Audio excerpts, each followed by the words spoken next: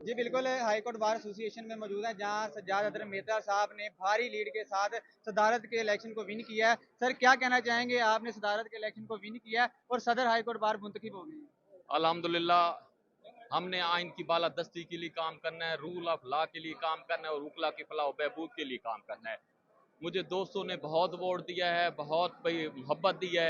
इंशाल्लाह मैं कोशिश करूंगा दोस्तों का कार्ड उतारूं और उकला की फलाह बहबूद के लिए ज्यादा से ज्यादा काम करूं। Thank you very much. Sir वकला की वेलफेयर के लिए और जो साइलिन दूर दराज से आते हैं और जो यंग लॉयर्स हैं उनके लिए भी कोई रिलीफ हो। जी जी बिल्कुल, जो मेरे यंग लॉयर हैं उनके साथ इंशाल्लाह जो कोर्ट में जो है ना वो इनके साथ डिस्क्रिमिनेशन नहीं की जाएगी।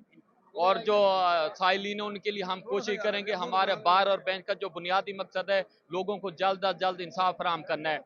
हम बार बहैसियत बार मैं कोशिश करूंगा इंशाल्लाह बेंच के साथ मिलकर लोगों को जल्द से जल्द सस्ता इंसाफ मिले। Thank you.